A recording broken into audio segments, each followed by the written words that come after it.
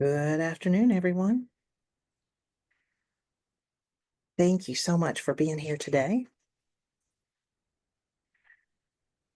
Wait till we get everyone in. Whoops.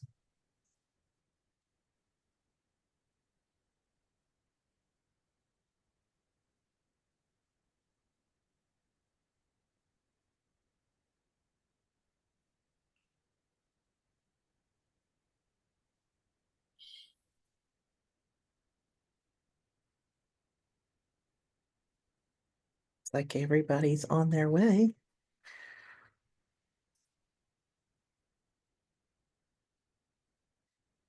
Nothing like technical difficulties. Okay. Can everybody see the screen? Just confirming. My computer is just not playing nice today. Yes, it's there. Okay, perfect. Well, thanks everyone for being here. Welcome to your December issue of the REIA Now update. I want to thank you again. I know December is a crazy busy month for everyone. So thank you so much for spending time with us today. As always, we want to thank our broadcast sponsors, the Home Depot Pro program. They offer special programs for investors, including things like discounts on paint, 20% off, specialized rebates, and other National REIA exclusive programs. If you're interested in finding out about them or other of our services, you can do that at our local groups. But before we get into that, I want to give a really quick disclaimer. We are going to be talking about some investing principles today, but the views expressed and the information given are the purview of our speaker. And if you have any specific questions, then we suggest that you find a financial advisor, a CPA, or an attorney in your area that can help you with any of those questions.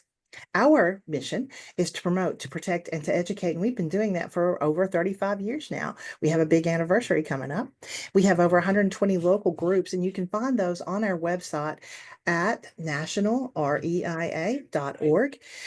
You can find a local group to join and to visit by clicking I'm an investor and then on find a local REIA. While you're there, you can find out about the Home Depot Pro and other great benefits that we have to offer. I'm going to take a moment to welcome our sponsor, Home Depot Pro, with Brian Aguirre here today to talk about our partnership. Thank you, Rebecca. Our partnership has been um, fantastic now. Hard to believe, almost 15 years since the Home Depot and National REIA became partners on this journey of supporting real estate investors and what we call mom and pop rental owners to support their material needs for new homes that have been purchased and or existing homes that are part of their portfolios. Um, it's been a great partnership. For years, we continue to support the local REIAs and the members that are taking advantage of the benefits we offer to um, to the extent that it saved them tons, we believe thousands and tons of money to support their business locally um, and continue to be successful. So we're honored by that. And today I wanted to jump on to wish you all happy holidays and let you all know how much we appreciate the partnership and also provide a member update. So as a member of National REIA or one of the local chapters, you take advantage of some of the items that Rebecca mentioned. One is 20% in paint. So normally, as a member, you would have to spend $7,000 or more to receive 20% off in paint. As a member, you receive that from $1. You do have to use your phone number at the store to take advantage of that savings. But that's great savings we're excited about, and we continue to offer our pros, our property investors. And then another benefit that there is a slight change to in 2025 is that if you as a member spend $12,500 or more every 6 months, so we call our incentive periods in 6 month increments. So the first half is 6 months, and then the second half is 2 months. If you spend 12,500 or more, you will receive a 2% gift card and or rebate check. So if it's under 50,000 in sales, it is a gift card. If it's over 50,000 in sales, it is a check. So it is a slight change to what we historically have had, where it was 5,000 or more every 6 months. But after 15 years of being partners, and so many other benefits we're now offering, benefits that include Pro Extra perks, preferred pricing that are now live and active within your Pro Extra experience, text to confirm, all these different benefits that are there. We did go ahead and make the decision to increase it to 12,500. That's the biggest update, and we're excited for the next half of 2025. We think there's a ton of opportunity for us to continue to work with you, your members, real estate investors in your communities, and we would love to continue to be a part of that journey and earning your business locally.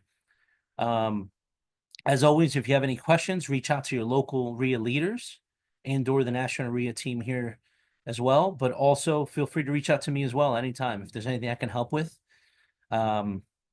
And here to support. So just wanted to give that quick update. Thank you for your partnership.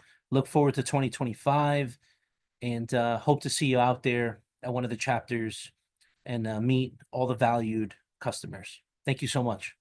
Thanks, Lori. Brian, thanks for being here. We're excited Merry about Christmas, being happy able to holidays. talk. Yeah, Merry Christmas. Yeah. We're excited to be able to talk in the future a little bit more about the app and kind of walking through that and the preferred pricing. We've been pushing for a long time to get at register pricing and kind of in-app pricing. And we had just done a new deal and taken on a new rental property that we're rehabbing. And what I'm getting to see in terms of my pricing inside the app has been really exciting, and love that. So I know we've pushed for that for a long time, and to be able to have that available to us now is terrific. And maybe we can have you come on in a couple more months to walk through the app and see how people can see inside the app what that preferred pricing is and the great discounts they're getting. Mine have been significantly more than a 2% rebate would have been. So super exciting to see that. Yeah, Rebecca, certainly look forward to that. Also, you have our commitment that we are working on finding ways to streamline other potential categories that can support the business. So certainly looking forward to presenting in the first half of next year and going over how the Pro Extra platform, our app, the stores, and all the benefits really support your business and all your members. So look forward to it. Thanks, Awesome. Rebecca. Thank you. Yeah, I was looking at the app and going forward, it was like Merry Christmas to me as I was seeing those. I was sending the team screenshots of my discounts and perks that I was getting to be able to apply to my purchases. So that is terrific to not have to wait on that rebate. So thank you so much for that. We also have another exciting benefit. I'm going to do a little bit of a teaser for it, in that we're cheering for this new benefit with fractional. I know many of you have been looking at that inside your local groups and curious about that. We'll be starting with this partnership. We'll be supporting that with additional education and other kinds of things that are the goodies that you'll get for being able to take part in the fractional opportunity through your local association and national REIA. So more to come on that. We'll be promoting that program with all the details in January, but wanted to let you know, as you're thinking about investing in the new year, if you're looking for some hands-off investing in a platform to be able to do that, to invest within a community, we will have that available with fractional. So stay tuned for that. We'll have emails coming from your local association and from national REIA to tell you a little bit more about that. And they will be on the call, if at all possible, in January to give you the details. For today, we're going to have, as always, legislative updates with our awesome COO and VP of Legislative Affairs, Charles Tassell. And something I'm very excited about, we've been trying to work with Lindsay to get her on the call for a while because I love her topic and she does such a great job in walking through that. She actually was the Real Estate Journal member spotlight in our 20 winter of 22 and 23 version of that. So Charles, I'm going to let you take it away, and then I'm excited to then allow Lindsay to have the stage. All right. Thank you, Rebecca. Appreciate it. I'm going to touch on a couple of things. And as we all know, the election has occurred. We have an incoming president, and the news media is all over the place.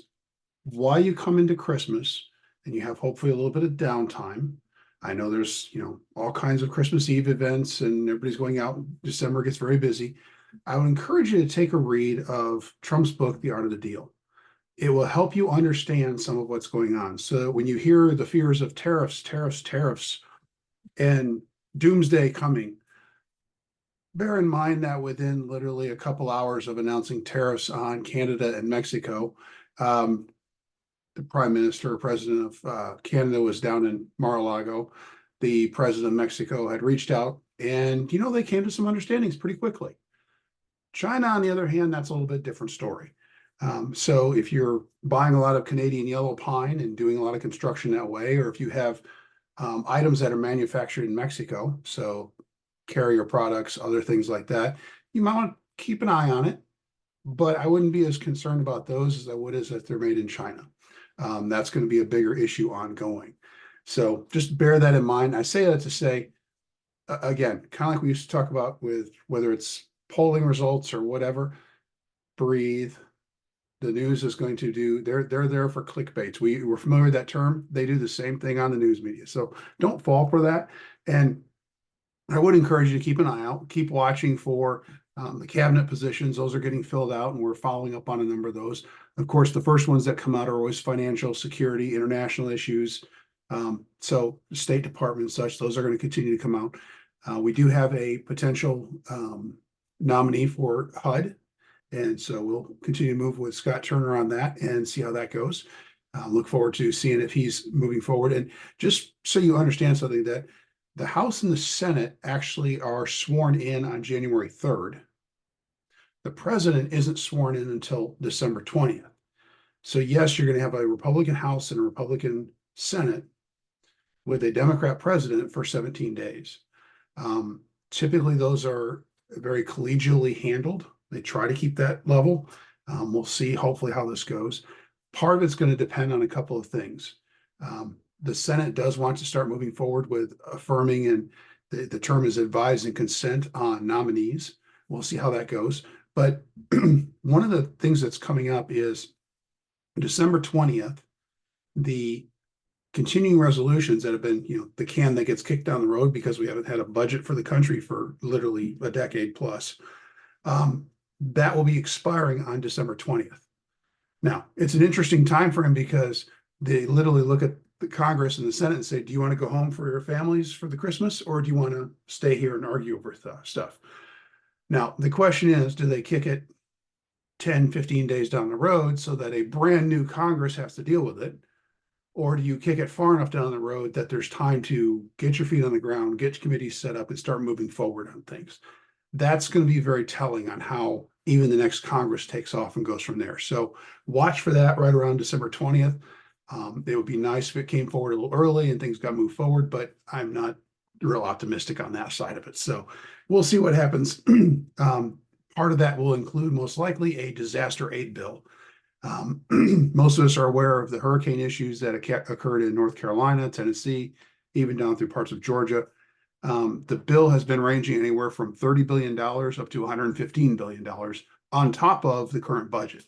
So we'll see where that goes and see what happens in this lame duck as it wraps up. So keep an eye out for that.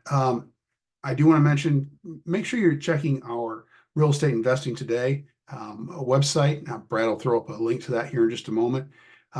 We have a couple of things coming out.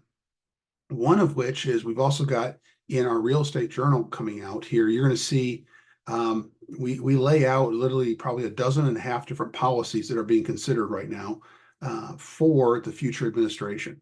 Those will be coming out soon. I think the 20th of December, those will roll out as well. But one of the things that's out there is the Corporate Transparency Act. As we've told you, this is one of those, if you've got LLCs, you need to do the registering. It has been struck down as unconstitutional. That's a good thing. It was somewhat of an overstretch. Now, how far it gets pulled back, we'll see. Right now, it's suspended indefinitely. We'll see where this goes. We're going to keep you informed on that.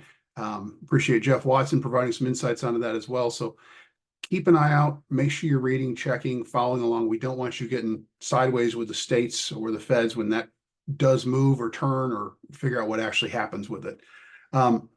So I do want to mention one other thing. Keep an eye out also for this time of year. Scams go through the roof. People are in a good mood. We got our Christmas spirit on, right? We're ready to help and give. And there are people who are ready to take and put it in their own pocket. So just be aware, keep your eyes open. At the same time, suicides go up. So folks, reach out. This is time. We are in this as community stakeholders. So whether it's scams or suicides, keep your eyes open. Maybe not so much for the news media. Relax and enjoy and have a great holiday time and wish everybody a Merry Christmas. Thank you very much, Rebecca. We'll kick it back to you. Thanks, Charles. We're excited, as I said, to have Lindsey with us. She's wanted to be a real estate investor since she was 21 years old when she first read Rich Dad, Poor Dad. She grew up around real estate, and her dad has been a real estate appraiser since she was born. She grew up helping him at work, walking houses with him, looking up addresses and streets on microfiche, and later helping her dad with real estate flips. Her background includes working as a loan officer and as an account executive for lenders. She had bought 2 houses by the time she was 24 and was already the landlord of her first house. She learned about creative deal making in real estate in 2016. It was the first time she had even heard about all these fantastic ways to purchase real estate. Her mind was blown and she was in love. She learned all that she could that year and bought some marketing and made some offers. She bought her first creative deal in December of 2016 as a 0% seller finance deal. She was able to refinance into that deal the next year and had paid down $9,600 in principal that year as well. In 2017, she had the pleasure of meeting 3 investors that would teach her the most important things she needed to start her real estate investing career. Here are the 3 things that she learned that year that changed how she thought of investing. The amazing art of property management. She's not buying houses, she's solving people's problems. And flipping houses is another job. Keeping them long-term creates wealth. Since 2017, she has gone on to grow her portfolio to over 30 properties. Most of her properties are single family, but she recently dipped her toe into some multifamily deals that were just too good to pass up. She's built a professional landlord company, allowing her to master lease properties, and she's learned how to rehab property from top to bottom. And she's going to tell us just a little bit about all of those things today. Thanks, Lindsey, for being here. Oh, thank you for having me. I'm excited to be here and excited that you guys asked me to be a part of this. I love this group, so I'm going to go ahead and hop in because I do try to shove as much content into this into my presentations as I possibly can, especially when talking about master leasing, because there's so much and I always get so many questions. So I'm going to try to get as much information into your hands as I can today, and then also leave some time for some questions at the end.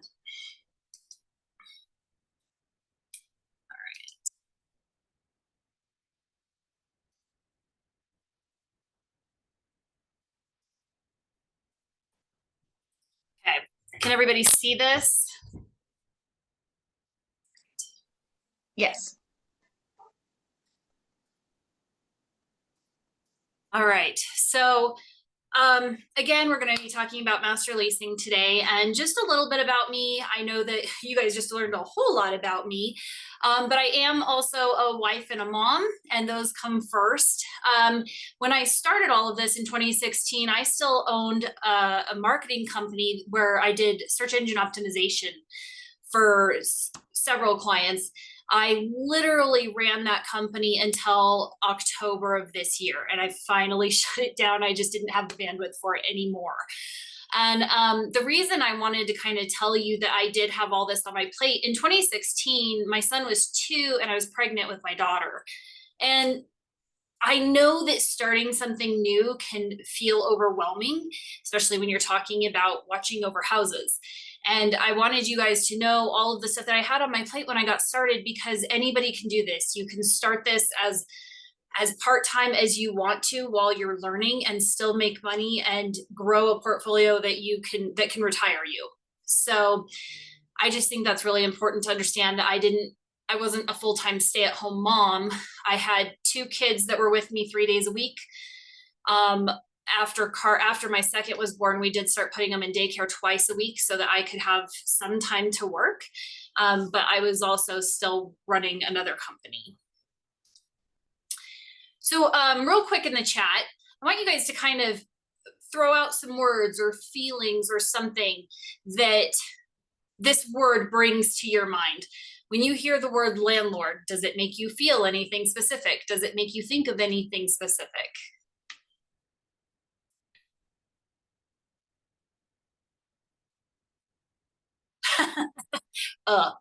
Headache. Yes, it's a dream. Owner. Anxious, providing homes for families. Governor, that's funny. Has a negative connotation, should be housing provider. Okay. Wealth, yuck, never again.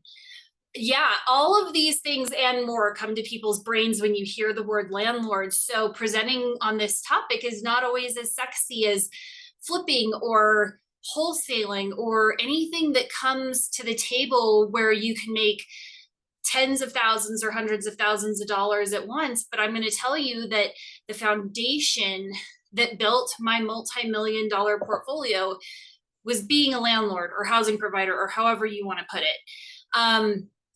So I'm hoping that I can open up your mind to this a little bit today so that you can kind of see this in a different light. So again, like I said, I did all of these things. I have fixed and flipped, master leased. I've done lease purchase and lease options, seller financing, subject to, borrowed hard money and private money. Now, the foundation for all of these deals, however, was my landlording.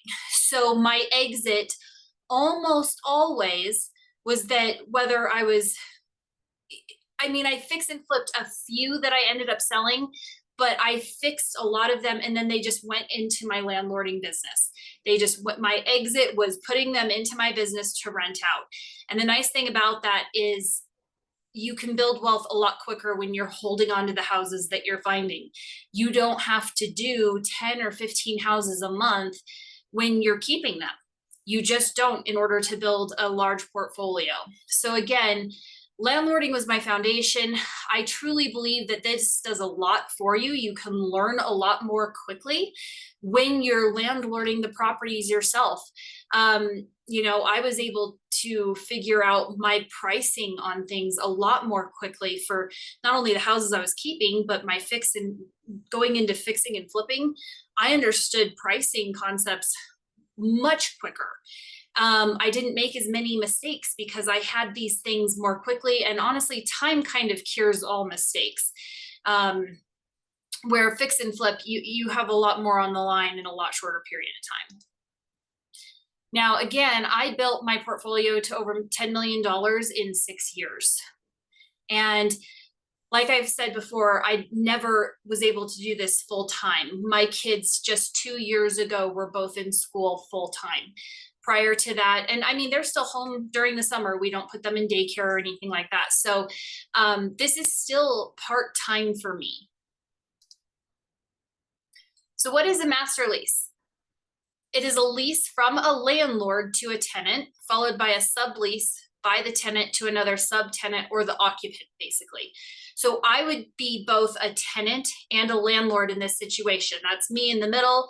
I rent from the owner and then I sublease to whoever is going to live in the property. So why would you ever want to master lease? Well, financial and time freedom, right? So when your cash flow turns out to be greater than your monthly expenses, that is financial freedom. That is what we're all searching for, most likely. And that is what is going to give us the time freedom that we all desire. So I want you to think about how many houses it might take you to replace your current income. So let's say your current income is $5,000 a month. Well, what is the average rental in your area? So let's say for my area, the average rental is $2,000 a month. So at 10% earned income on that, that would be $200 a month. So if I divide that 200 into 5,000, if I decide to master lease 25 houses, I would then become financially free. Okay, because my earned income, my passive income is then greater than my monthly expenses. Or at the very least, I could quit my job, right? Now you have to input your own numbers here. The nice thing is to get this started and to really start learning this, you don't need capital. You rent from an owner who doesn't want to take care of their own property. I have never put a deposit down on one of those properties. And this income is passive and it can increase over time. Okay. So the nice thing is that let's say I just stay at 25 houses. Over time, the rents are going to increase, which in turn will increase my income. Now, I know what you're thinking, and I'm sure you know that 25 houses seems like a lot. Now, I want to let you know, when I first started getting my feet wet with master leasing, people knew how I took care of my personal houses and those of the houses of people that I partnered with. So when I opened this up to fellow investors and other people, I had so many referrals. I took on 40 master leases in a summer where I had just had hip surgery. So I did this from my couch. Yes, I had to instill the help of some people who could every once in a while go out to these houses and help me with some things, but it is possible to do this from your couch right after a surgery and take on a lot of properties to make your income what you want it to be. Okay, so the great thing about master leasing is that you can test drive houses in areas. So whether you're learning this for the first time in the area of where you live, or maybe you're looking to invest in a different area, you can actually use this as a way to test drive different areas. So for instance, a couple years ago, I wanted to see what the market was like in the town just south of me. That town is called Pueblo. And I didn't have anybody down there, no contacts really or anything like that. And I just didn't know the market. I didn't know what areas were bad, what areas were good. So I ended up taking on 10 master leases down in the Pueblo area just to get my feet wet down there. I wound up building a team of contractors that I knew and trusted. And I was also able to figure out from using other people's properties, what areas were good, what areas were bad, where I could get great tenants, and what people down there basically expected. So within 6 months of me taking on those properties, I was able to purchase my own home down there, or my own rental down there. And I knew that it was a good area. I knew the price was killer. And I was able to fix it up and rent it out for exactly what I thought I was going to, still have that property. And it hasn't been vacant for even a day since I bought it. Now, the great thing also is that you can test drive different houses. Like if certain houses end up not working for you or you don't like managing them, you can give them back. You know, I like we were talking about earlier, I did dip my toe into some multifamily, and one of them was a 5-plex, and I did not love the way that this house was built and turned into these 5 different apartments. It was just hard to take care of. The renters got along amazingly with my contracts and stuff. So it wasn't that, it was more the issue of having to get into one apartment in order to fix a different apartment's heater. It was just a pain. So the nice thing is when the renter or when the owner was like, hey, do I sell this house or this house? I recommended this one because of the issues that we were having. And he decided to sell that. If I had decided to, I could have just said, hey, I don't want I don't want to rent this one from you anymore. So it's really nice to be able to experience different types of housing and try it without putting your own money into the deal and then saying, oh, shoot, I really don't like this asset class. And then you can change without any financial burden on yourself. This is recession proof, you guys. So when the cheese kind of moved in 2021 and it was just a little bit harder to find. You could find flips really easily if you're buying all cash, but if you're doing creative financing, it just got a little bit harder. I still purchased. I'm not saying they weren't there, but I'll tell you what there was a lot of people who needed help with managing their properties.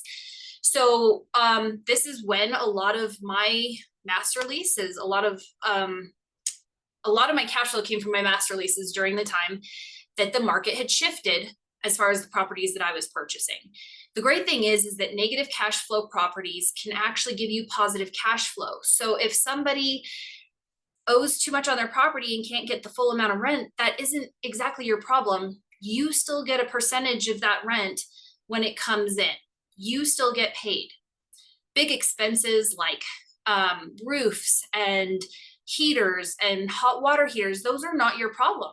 These are the owner's problems. And these leases can be long-term when you're working with the owners. Most of my leases start at 5 years. So I control these properties for a minimum of 5 years. Increasing interest rates don't have an effect on your business. As a matter of fact, they'll probably help it, because if they're not able to sell their property, they need to rent it out. And again, like I said earlier, you can maintain your day job. Listen, think differently.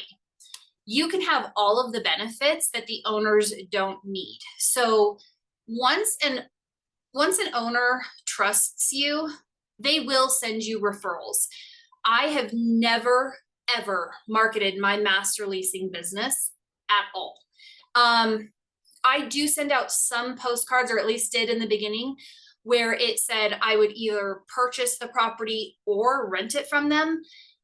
Those were meant mostly for purchases, but if they turned into a potential property that I would rent, not only did I make my marketing money back, it also got my foot in the door to potentially purchase that property later.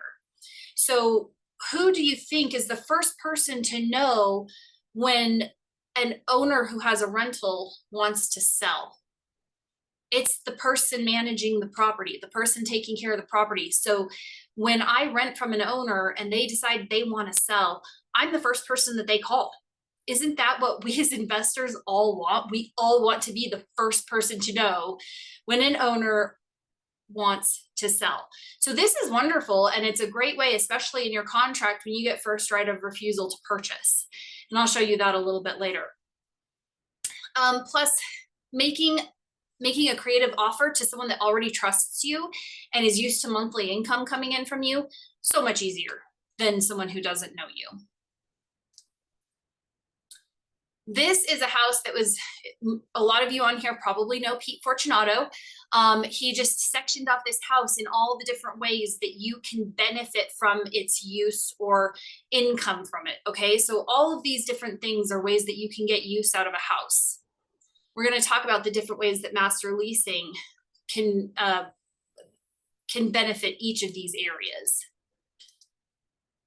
So obviously income is the amount that you make by leasing the house. Tax benefits, this is actually passive income.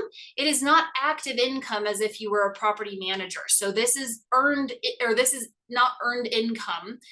It's passive as if you owned it because you are a part of the deal. There's no self-employment tax on what you earn from master leasing a property. There's no recapture of depreciation because you're not writing it off. You can sell or sublease your master lease interest in these deals. So when you have a lease for 5 years, you can actually sell or sublease that master lease interest to make money. You can put in your lease that you get a part of the appreciation of the property. So I can give you guys some ideas a little bit later on, but I'll make offers where I don't make any monthly income, but I get a part of appreciation, or I get a part of the future sale of the property. If you have a long-term lease and they want to sell before that lease is up, you can ask the seller to pay some of the profit to you to remove your lease. I had this happen a couple of years ago. Someone wanted to sell right after we signed the lease. They paid me for the rest of that year and I didn't have to actually do anything. Management, you manage the tenant, you make the income. You can get paid on the amortization. So if you couple that with an option, you get paid on some of that. And security. Master tenants can actually borrow against well-secured long-term leases. So here's a couple of different leases that you can offer. You can offer a performance lease. So this is one that gives you, there's really no risk in this to you. You get a percentage of whatever is brought in from the occupant tenant. This is great for when there's room for the owner to make money too. And this is my most common approach and my most common lease is the performance lease. So the way it reads for the rent is it says New Generation Homes rent, that's my company, is 90% of whatever is brought in each month. If nothing comes in, no rent is due. Okay, so this is how I technically earn my 10%. Now, I have to be careful with language, and I'm trying to balance your understanding of property management with how we word it with master leasing. There is no charge for master leasing. I pay a rent. So the way I do that is I say I pay 90% of whatever comes in. So this is an example of a performance lease. This house actually came from a seller lead, and they couldn't sell the house at this point in time. They mentioned possibly wanting to rent it, and I wanted the house. So I gave them an offer of what it would be to buy it. They didn't like my offer, and I at the time was not willing to pay any more. Like I said, they had mentioned potentially looking into renting it. So I told them all of the benefits of working with me. I said, look, if you're looking to rent it, I can rent it from you, and I'll explain to you all the reasons that I work a little bit differently and how that benefits you. Some of those things that I talked to them about is the fact that, listen, I'm a buyer. If you ever decide that you want to sell this house, I'm already interested. And I am much more willing to pay top dollar for a house that has my renters in it than somebody else's. Also, if you ever, life happens, and if you ever run into trouble on repair money, I do have excess where I can help people out. Now, do I do this out of the goodness of my heart? I mean, it does help them out, but no, I'm not just going to give them money and pay for repairs. I'm going to ask for a 3-to-1 payback, almost maybe like a loan, right? Or I might get a percentage of the house when they sell it. There's a ton of different ways to structure that payback. You could get an option on the property, right? So there's a lot of different ways that you can put yourself in the seat of potentially earning extra money on this house. Now that house, I also, I make $215 a month just renting that house out. Okay. That's like $2,500 a year that I make on a property that they didn't take my seller offer, but they did take my master lease offer. And that's a good amount of income that I can put towards marketing every month. Okay, so another type of lease is a fixed lease. Now these, I really recommend that you know what you're doing and you really know your market before you're offering these kinds of leases. So a fixed lease, you give the owner a certain payment every single month, no matter what. You make it low enough that you make money to cover vacancy and expenses.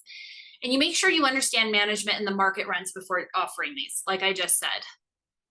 So you could offer to make zero now, something I mentioned a little earlier, and negotiate a really long-term lease that allows you to make more money in the future.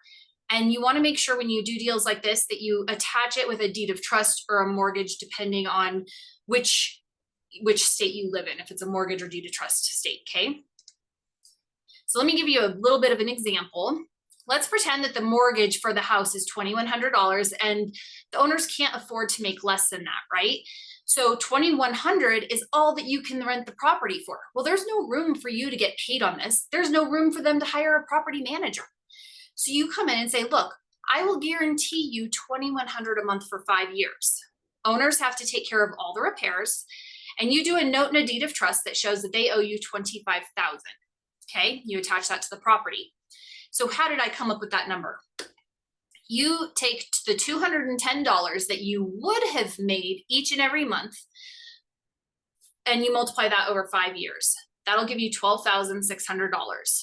Well, listen, I want double for taking the risk and waiting on all my money. I'm helping them out. I'm doing them a major favor. They're not going negative $210 a month. So I'm going to ask for double in the future. And again, this is just an example. You can ask for whatever makes sense. You can then negotiate that you keep any rent that goes up as profit on top of that, or anything that you make goes against the note. Okay. What about managing for free and taking half of the upside? So in order to do this, you'd come up with an idea of whatever the house is worth right now. Get a long-term lease for 5 or 10 years. And then you would do a note on the house, a note secured with a deed of trust or mortgage. So it's a Lindsey Jensen gets $12,425 plus 50% of net profits above $245,000. So in this instance, I'm just saying that the house currently is worth $245,000. That means the owner gets everything that it's worth right now. I am securing the amount that I would normally make over that period of time on a monthly basis. I am for sure getting that amount too. So I get what I'm owed, they get what is theirs, and then anything above that, we split 50-50 like partners. Let's say that the house sells for $345,000. So the seller takes $245,000. Me as the lender, I get my $12,425. Now there's a remaining balance of $87,575, and that's going to be split between the lender and borrower, also known as me and the owner. Okay. So do you guys see how this is just a much safer way of making really big chunks of money?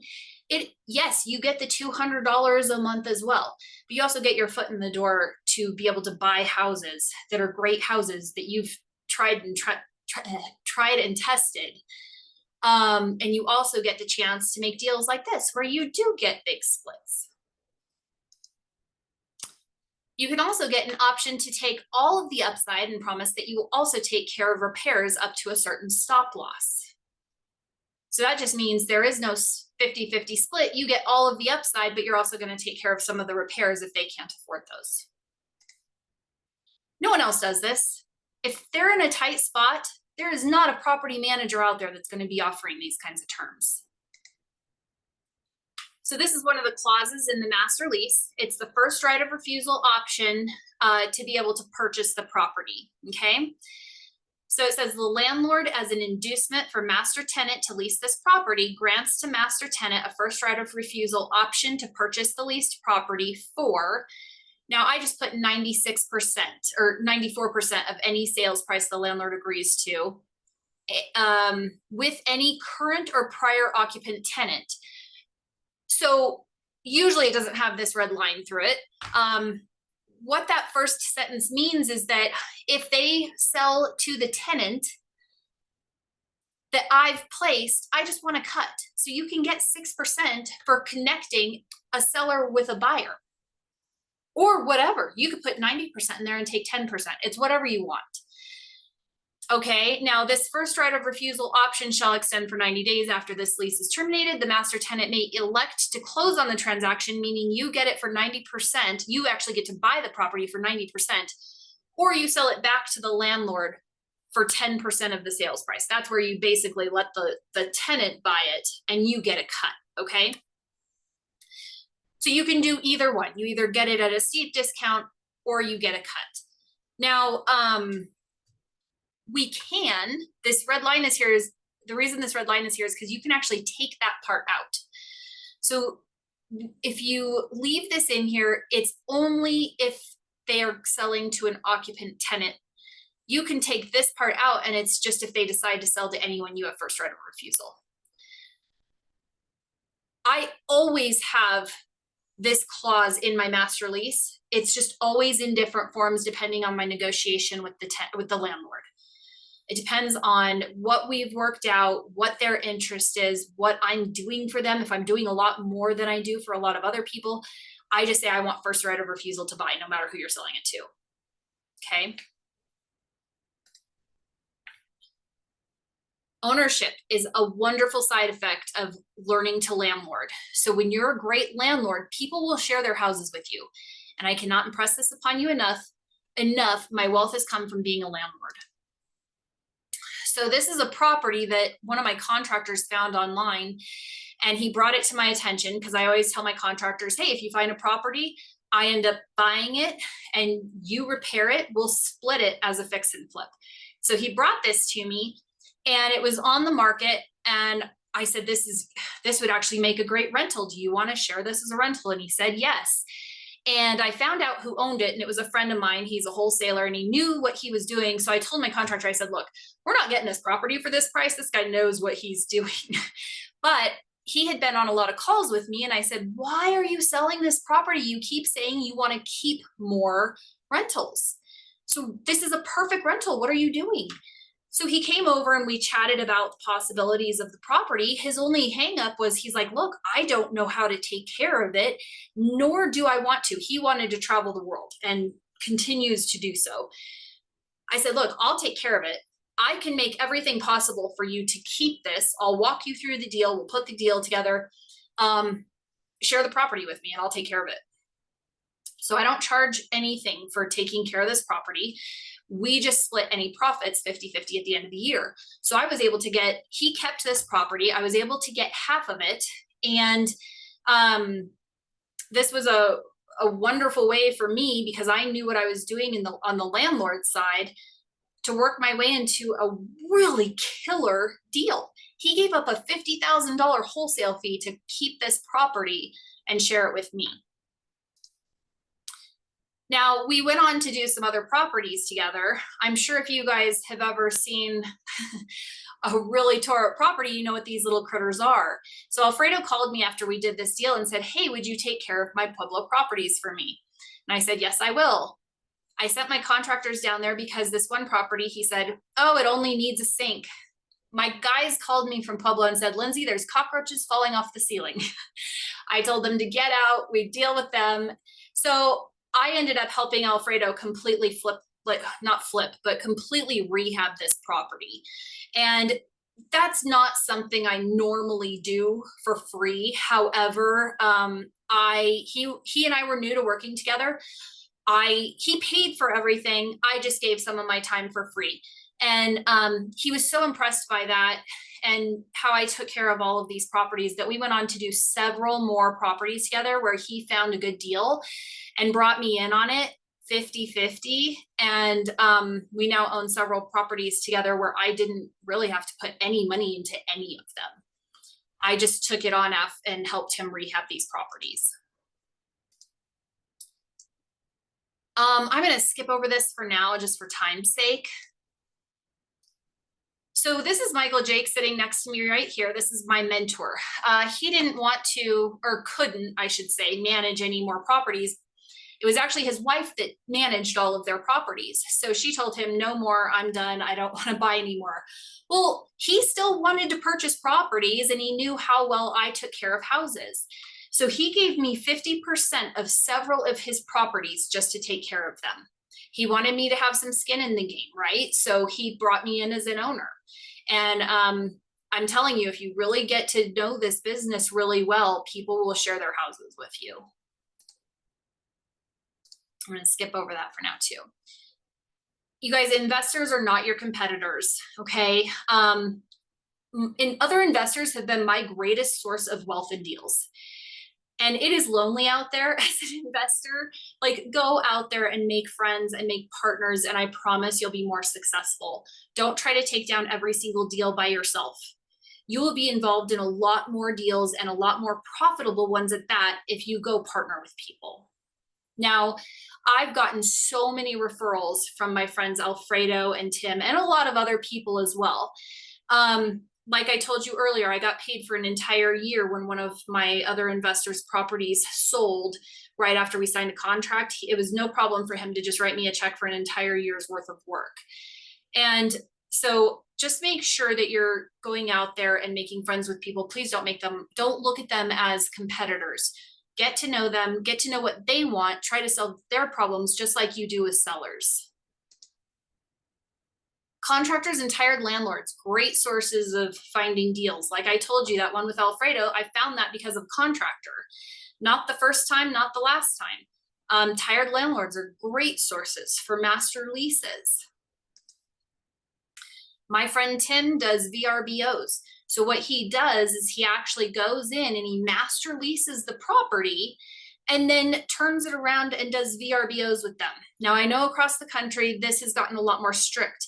If you still live in an area where you can do this, absolutely go do this. He has made so much money doing this. He has quit his job. You can also do it with midterm rentals. I have a student out in Ohio, and at the beginning of this year, she saw me speak. And it was just this kind of short presentation. It wasn't a full-on presentation. She went out there and immediately started doing deals with people, and she started doing midterm rentals. Her goal was to do 10 by the end of the year. She then bought my full class, and she has accomplished either purchasing or master leasing a full 10 properties for midterm rentals just in 2024. I was super excited when she wrote me in August and told me she got her 10 properties for the year. She's been able to, she's really close to being able to quit her job, but she went from full-time to part-time this year while she was implementing this. So turn repairs into profits. This creates a lot of opportunity to cut yourself into deals, okay? So if someone cannot pay for a repair and you can, here's some things that you can do. Again, you can get an option on the house, like you get it for a certain price somewhere down the road. You can have them pay you back 3-to-1, 2-to-1, 5-to-1, whatever you decide, okay? Whatever you work on with them. You can turn it into a loan with interest. You can just say, hey, would you like to sell this to me? I can pay you over time. I can take all of these crazy repairs off of your back, off of your shoulders. It doesn't seem like you have the money to really go after these anyway. Would you just like to get rid of it? And I will get rid of all of the headaches for you. It is a great way to start your landlording or start your purchasing career where you're actually building your portfolio. So what do I say to my owners? First of all, listen, right? Give the owner what they need and what they want. Create contracts based on each owner. You don't need to use state-approved contracts, and you don't have to be licensed. I have more control over the property so that they don't have to do as much. I always tell people, do you want me calling you, asking you a question about every little decision? Or would you rather just, we write it into a contract up front, what control I have, and then you never hear from me? Not only do you not want to have to call them for every little detail, I promise you they don't want you calling them for every little detail. And the nice thing is I very rarely talk to my owners and they love it. Okay, those are your dream clients. They get my contractor discounts. I don't increase price on projects that are done to their house or repairs that are done to their house. Again, it's active participation. So they're the landlord for their property. I am their tenant. So they can actually get tax relief from their passive losses. I'm not going to go into all that, but just know that that's a possibility. Most property managers have a clause in their contract that states that they get first right of refusal to sell the property. Mine just says, I want first right of refusal to buy. Who do you think is going to take better care of the house? The person who wants to purchase the house or the person who wants it to be such a pain in the ass that they get to sell it? Now, I am sure there's good property managers out there, so this is not everybody, okay? But I'm just saying that I have literally heard a property manager in my town say, I don't care how big of a pain in the butt this is for the owners. I just want them to be ready to sell.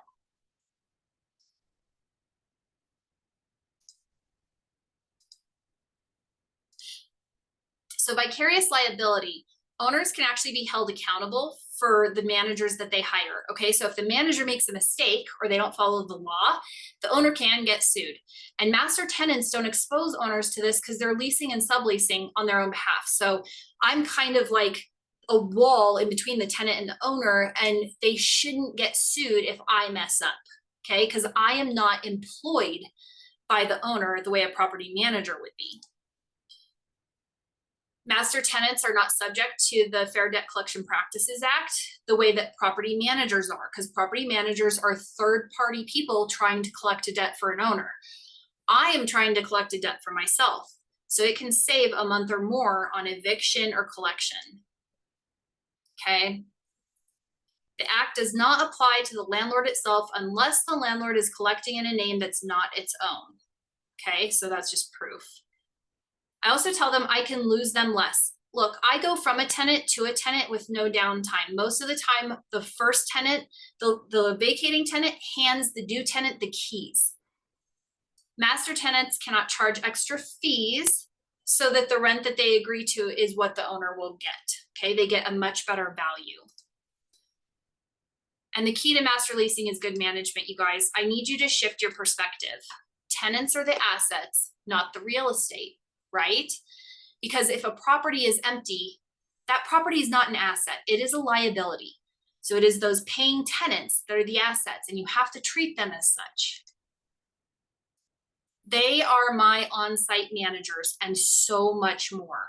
And when you treat them that way and you give them the power to do the things that you're asking them to do, you'll be surprised how many people actually do what you're asking them to do. Again, give tenants the control the control needed to do the job that you've hired them to do. When you put people first, remarkable things happen. So this is actually a house that a Section 8 tenant lives in, okay? This is what it looked like when she moved in. And this is what it looks like now. This is what the backyard looked like when she moved in. And this is what it looks like now. She did all of that work to that backyard. She planted a garden. You can see her cute little finger pointing to her garden back there. Some more improvements from tenants. And these are all on their own dime. I bought this house and made a deal with the tenant if I kept the rent at its current price, which was how I got it, because that was the deal with the owner. They had to redo the landscaping. They had to make it look nice, and they sure did. This is just the beginning part. I should put some updated pictures in here, but they put rock in here. They dug out an old sprinkler system that no longer worked. They basically, they rototilled all of this and made it look really nice and planted a whole bunch of new grass and flowers.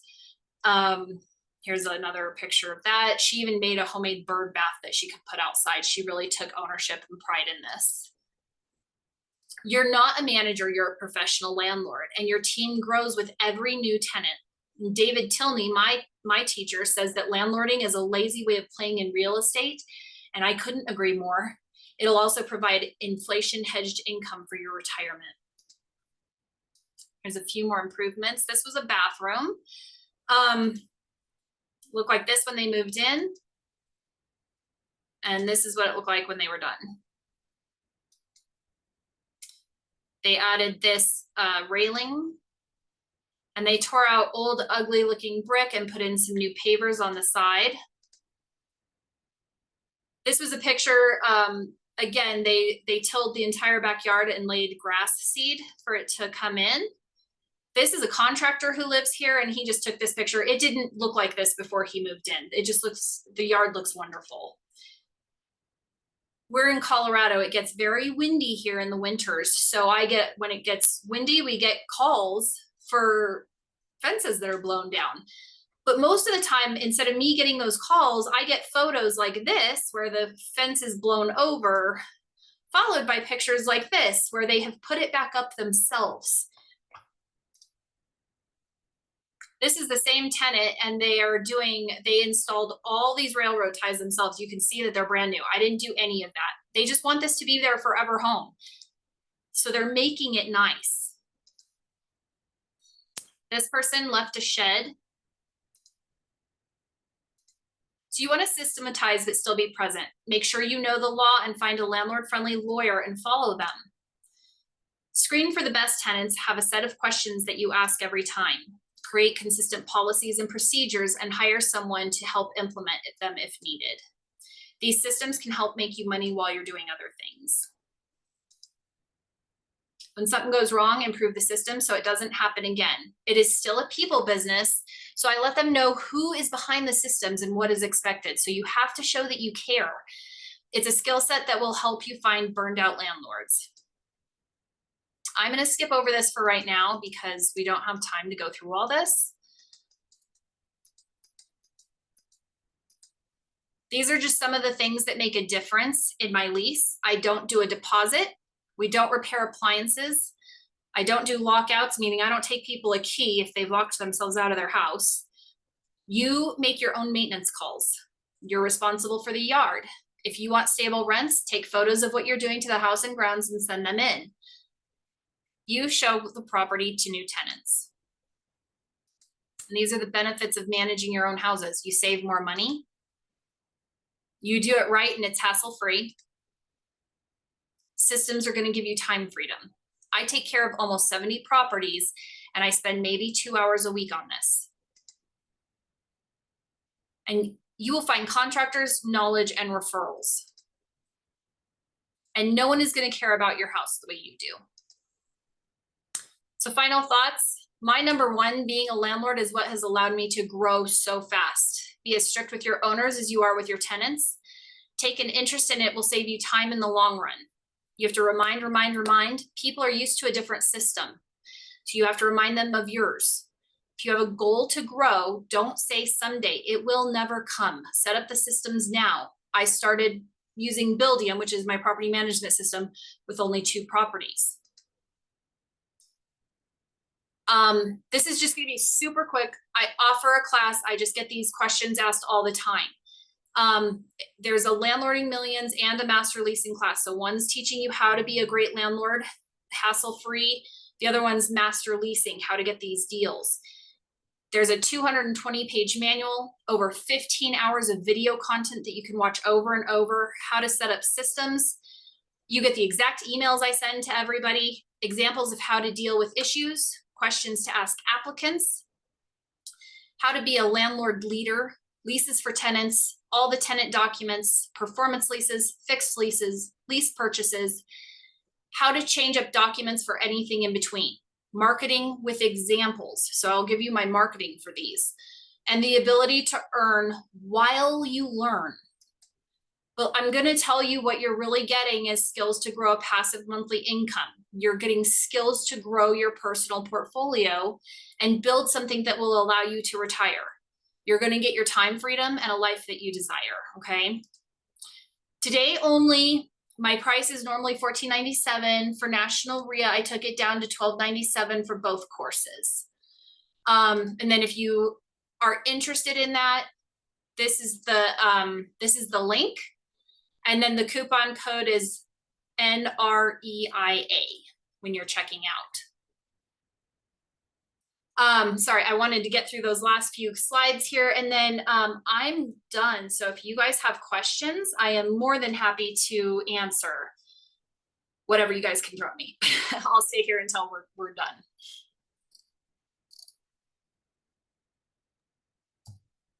Lindsey, thank you so much for going through this today.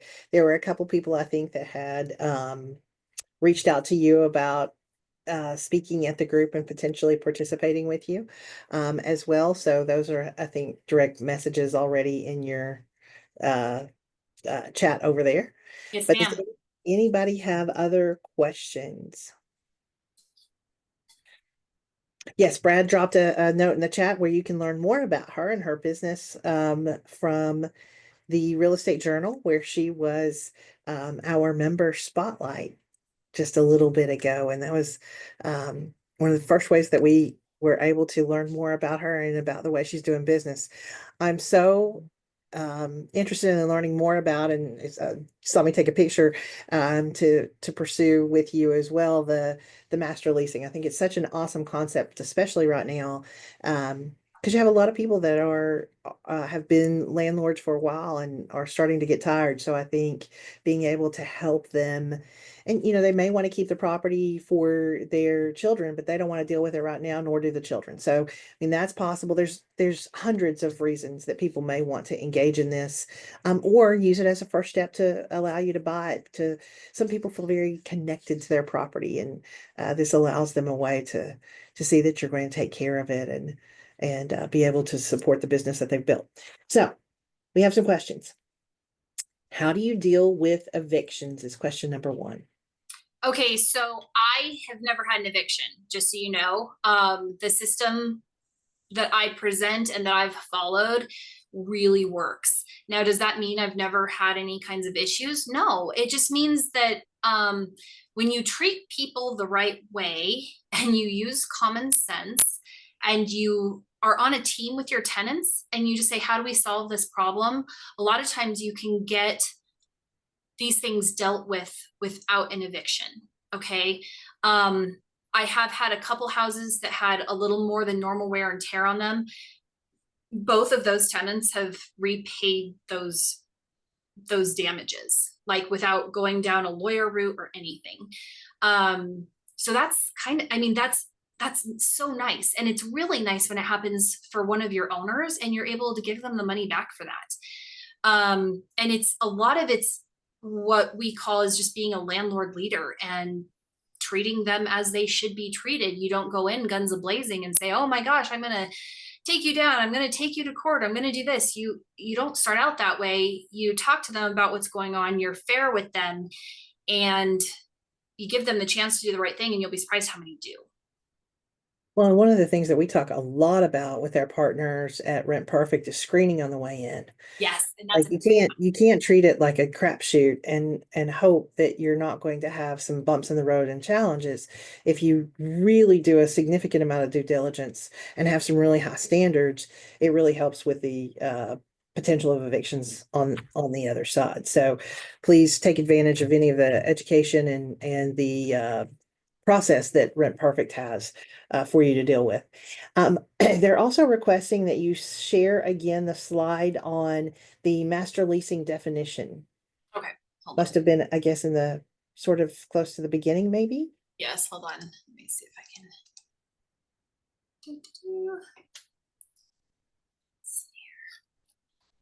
And Rebecca, what you said is so true about screening tenants. So screening is, I do not skip a step when I'm screening tenants.